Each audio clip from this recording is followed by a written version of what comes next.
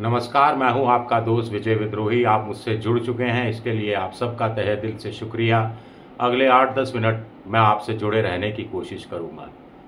तो ट्रंप ने जब से भारत पर 50% का पेनल्टी के साथ टैरिफ लगाया है, उसके बाद भारत के प्रधानमंत्री नरेंद्र मोदी ने पहली बार मुंह खोला है। उनका कहना है कि मैं किसानों का अहित नहीं होने दूंगा, भले ही इसके लिए मुझे व्यक्तिगत तौर पर कीमत क्यों ना चुकानी पड़े, और मुझे कीमत चुकानी पड़ रही है, मैं ये जानता हूँ। अब ये बड़ा सवाल उठता है कि किसानों का भला करने के लिए प्रधानमंत्री को व्यक्तिगत तौर पर कौन सी कीमत चुकानी पड़ रही है। इस सवाल का गहराई से पड़ताल करेंगे, लेकिन इसके साथ साथ टेलीग्राफ अखबार ने आज खबर छापी है जो ये बता रही है, संकेत दे रही है कि प्रधानमंत्री की व्यक्तिगत इच्छा, व्यक्तिगत स्वार्थ, व्यक्तिगत नीति रणनीति की वजह से भारत और अमेरिका के बीच में डील नहीं हो पाई। तीसरा पहलू देखिए तो राहुल गांधी ने कल ट्वीट के जरिए संकेतों में यही बात कही थी कि भारत और अमेरिका की डील जो अटकी पड़ी है, उसके पीछे कहीं ना कहीं प्रधानमंत्री की व्यक्तिगत महत्वाकांक्षा भारी होती दिखाई दे रही है। तो ऐसा ये व्यक्तिगत कहां से आ गया? पहली बात प्रधानमंत्री की बात से शुरुआत करते हैं कि मुझे व्यक्तिगत तौर पर इसका नुकसान उठाना पड़ रहा है। आप तो प्रधानमंत्री हैं, प्रधानमंत्री का तो कुछ व्यक्तिगत होता नहीं है, और मोदी जी तो कह ही चुके हैं उनका सब कुछ देश के लिए है, भारत माता के चरणों में समर्पित है। तो ऐसा क्या व्यक्तिगत नुकसान उनको उठाना पड़ रहा है? क्या इशारा उस तरफ है जिस तरफ राहुल गांधी A1 A2 के जरिए इशारा कर रहे थे? क्या A1 A2 में से एक ने जो इस्तीफे दिए बड़े पदों से, तो क्या मोदी जी ने अब किनारा करना शुरू कर दिया है कि या शेख अपनी अपनी देख? दूसरा, टेलीग्राफ अखबार ने जो छापा है, भारत के सूत्रों से बात की, अमेरिका के सूत्रों से बात की जो डील से जुड़े हुए थे, और उस निचोड़ ये है कि अगर मोदी जी लगातार ट्रंप साहब के संपर्क में होते तो डील हो चुकी होती। अगर मोदी जी ट्रंप से बात करने में हिचकते नहीं तो डील हो चुकी होती।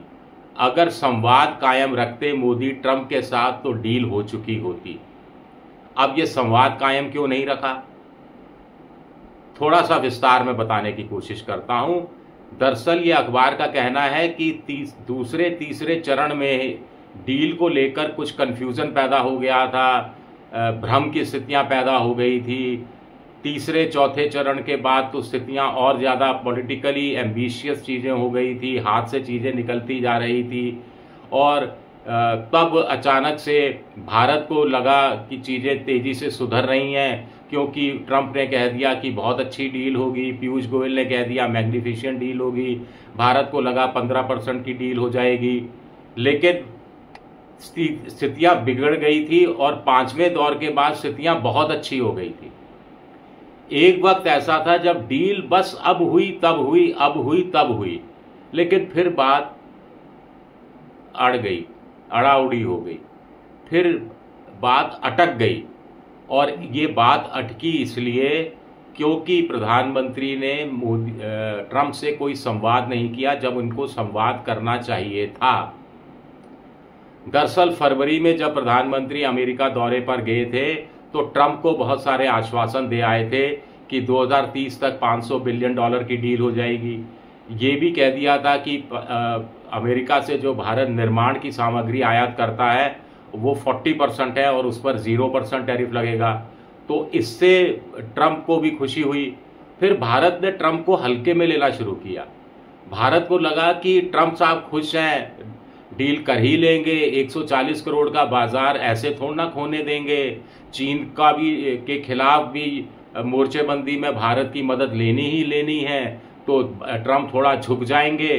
तो भारत ने अनावश्यक रूप से कृषि और डेयरी उत्पाद पर दबाव अमेरिका पर बढ़ा दिया। दबाव बनाए रखना चाहिए था, लेकिन दबाव उस समय बढ़ाना नहीं चाहिए था। ट्रंप को बहुत हल्के में ले लिया मोदी जी ने, और जो कुछ अधिकारी थे उन्होंने अपनी भूमिका ढंग से नहीं निभाई।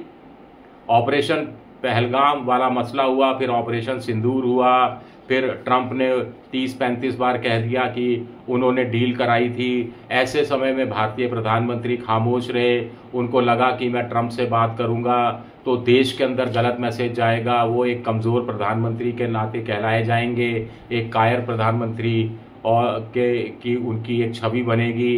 राहुल गांधी इस पर हमले कर ही रहे थे, नरेंद्र सरेंडर। दरअसल ये नरेंद्र सरेंडर वाला जो बात थी जो राहुल गांधी ने कही, वो मोदी जी को बड़ी दिल से हिट कर गई। इस कदर हिट कर गई कि उन्होंने ट्रंप से किनारा करना शुरू किया, बात करना बंद कर दिया, और उस चक्कर में पूरी की पूरी डील अटक गई। अब आप कहेंगे कि मोदी आत्मसम्मान के लिए कर रहे थे, आत्मसम्मान के लिए कर रहे थे, भारत के सम्मान के लिए कर रहे थे, ट्रंप से बात नहीं कर रहे थे, या फिर वो A1 A2 को बचाना चाह रहे थे, या फिर वो भारत में स्थानीय राजनीति में अपना वर्चस्व कायम करना चाहते थे। वो बिहार चुनाव से पहले अपनी स्थिति को और ज़्यादा कमज़ोर नहीं करना चाहते थे। एक तरह से जो विश्व गुरु की भूमिका है उससे वो छुटकारा नहीं पाना चाहते थे। उनको लगा कि ऐसे उनकी विश्व गुरु की छवि को भी धूमिल हो जाएगी और भारत के अंदर कांग्रेस हो, विपक्ष हो, वो हावी हो जाएगा। जनता के बीच में ये मैसेज चला जाएगा कि ट्रंप के आगे झुक गए मोदी। बड़े उद्देश्य के लिए झुकना नहीं, लेकिन अपनी बात रखना ठीक होता है। भारत को सफाई देनी चाहिए थी ट्रंप को, मोदी जी को लगातार फ़ोन करते रहना चाहिए था, और इस बहाने ट्रंप से डील पर भी बातें हो जानी चाहिए थी। हो ही जाती बातें, इसमें क्या दिक्कत थी? तो क्या मोदी जी की व्यक्तिगत महत्वाकांक्षाओं के कारण डील डूब गई? क्या मोदी की व्यक्तिगत इच्छाओं के कारण, व्यक्तिगत स्वार्थ के कारण भारत के करोड़ों किसानों को नुकसान उठाना पड़ रहा है, उद्योगपतियों को नुकसान उठाना पड़ रहा है, चमड़ा उद्योग, कपड़ा उद्योग, MSME सेक्टर को नुकसान उठाना पड़ रहा है? मैं पड़ रहा शब्द का इस्तेमाल कर रहा हूं क्योंकि ऐसा मानकर चला जा रहा है कि ये डील में अब बहुत ज़्यादा नरमी या रियायत आने वाली नहीं है। और वैसे भी जब 50% की पेनल्टी लग गई है तो इस समय तो नुकसान हो ही रहा है। झींगा उत्पादक किसानों को ही 50% का पेनल्टी के कारण नुकसान हो रहा है। जो चंद्रबाबू नायडू ने ये अपना गुस्सा भी प्रकट कर दिया है और ये भी कह दिया है कि केंद्र सरकार को कोई उपाय निकालना पड़ेगा, ऐसे किसानों का नुकसान का भरपाई करनी चाहिए, अपनी तरफ से वो कोशिश ही कर रहे हैं। ये कुल मिलाकर मोदी पर दबाव डालने की स्थिति है। फिर वो अंत में वही बात कि भले ही मुझे व्यक्तिगत तौर पर नुकसान क्यों ना उठाना पड़े, या नुकसान उठाना पड़ेगा जैसा शब्द का इस्तेमाल किया है। भारत के किसानों का भला होता है, और अगर उसमें प्रधानमंत्री का व्यक्तिगत तौर पर नुकसान होता है तो बुरा सौदा है क्या ये? आप अपना व्यक्तिगत फायदा कराने के लिए भारत के किसानों का नुकसान करा दोगे क्या? इसीलिए आपको प्रधानमंत्री बनाया गया है क्या? सफाई आनी चाहिए, साफ स्थितियां होनी चाहिए। शुक्रिया मेरा ये वीडियो देखने के लिए। पसंद आए तो लाइक कीजिए, सब्सक्राइब कीजिए, शेयर कीजिए। आप मेंबरशिप ड्राइव में भी जा सकते हैं, मेरी आर्थिक मदद की भी कोशिश कर सकते हैं। शुक्रिया, बहुत बहुत शुक्रिया।